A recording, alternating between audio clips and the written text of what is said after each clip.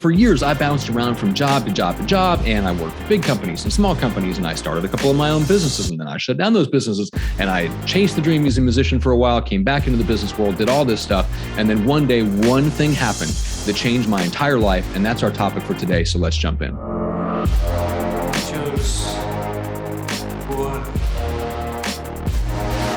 So what was it? What made such a difference? It was meeting the perfect mentor. He was already running a successful agency, living the exact life I wanted to live, and went home every day happy with what he achieved that day. And I got to work side by side with him for months at a time. It was hands down the best learning experience I could have asked for, definitely better than anything I would have got if I'd gone to college. So I got to see everything: how he ran his day, how he stayed productive, how he tackled challenges and managed clients, how he solved problems, how he set goals, how he built systems. Every part of running a multi-million-dollar business, I learned side by side with the person who was actually doing it. Then once I started my podcast agency, some of my own clients became amazing mentors, either in real life or virtually. Some I've had relationships for years and we've never met in person, which is hilarious. But either way, finding the right mentor can be life-changing. I don't think anybody argues with that. But I think that meeting the wrong mentor can be just as life-changing and in a really bad way. So we're going to talk about how to avoid that. Now, when I say wrong mentor, I don't mean they're a bad human being. They could be an amazing person.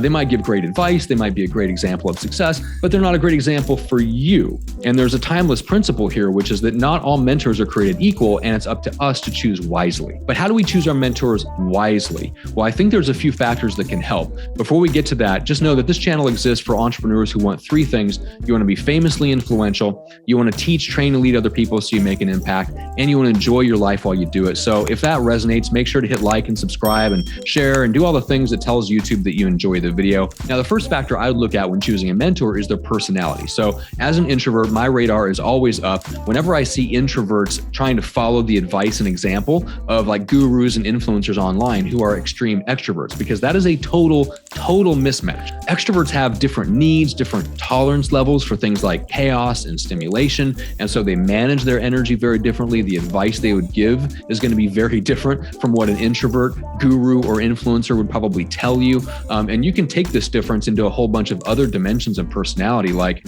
a deep thinker versus an action taker, or a visionary versus an implementer. If your mentor has a completely different personality from you, yes, you're going to be exposed to new mindsets and new approaches, which is great. But if you go and try to follow their example, you're going to be going against how you are wired at a very fundamental part of your being. And to me, it's like creating an uphill battle for yourself. It's just a recipe for frustration and pain. So I think you've got to take their personality into account when you're choosing your mentors. Now let's move on to number two, which is skill set. So let's say you have a sales challenge in your business and your mentor is someone with this Wolf of Wall Street kind of boiler room cold call background, like Jordan Belfort, for example. I know what Jordan Belfort's advice is to someone having a sales challenge. Get off your ass and make some calls. Why?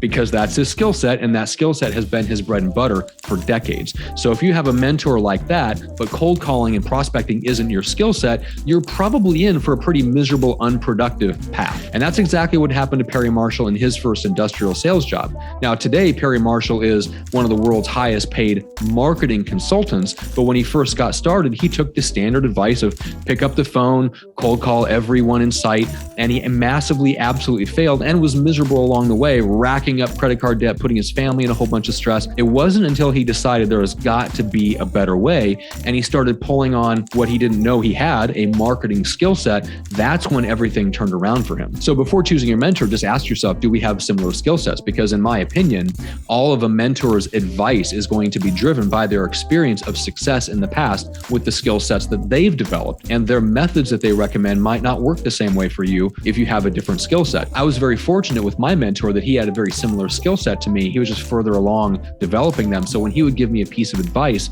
or I went to go follow his example, it came very naturally to me because I had those same skills. They just weren't as developed, but I wanted to develop them. I was hungry to develop those same skills that he had. And so to me, that's the ideal situation for a mentor, is a similar skill set to where when they give you advice or you go to follow their example, it fits naturally with the skills that you already have and that you want to refine and grow. Now let's jump to number three, which is values. It's the third factor in choosing a mentor wisely. And for me, freedom is my number one value. So when it comes to things like marriage and kids, I'm going to make very different decisions from most people. I need mentors that understand that. Fortunately, I was able to find mentors that do value freedom very, very highly and give great advice. I also have mentors who value completely different things like family or legacy way above freedom. And I have to take that into account when they give me advice. Why? Because if their values don't align with mine, their advice, their example might actually lead me to a lifestyle I don't even want. Personality and skill set and values are so important when choosing a mentor. If there are massive differences in those three areas, then my best advice is to soak up everything you can that applies and ignore the rest. To me, the best mentors are the ones that are further along the path, but similar enough that when we take their advice or we follow their example, it just works for how we're wired on a deep fundamental level. And anything else is a fast track to frustration. And if you like this kind of content, there's another video that I think you'll enjoy. And if you want to see what I'm learning and reading and thinking in real time, check me out on Substack. There's a link in the description for that. And we'll see you in the next video.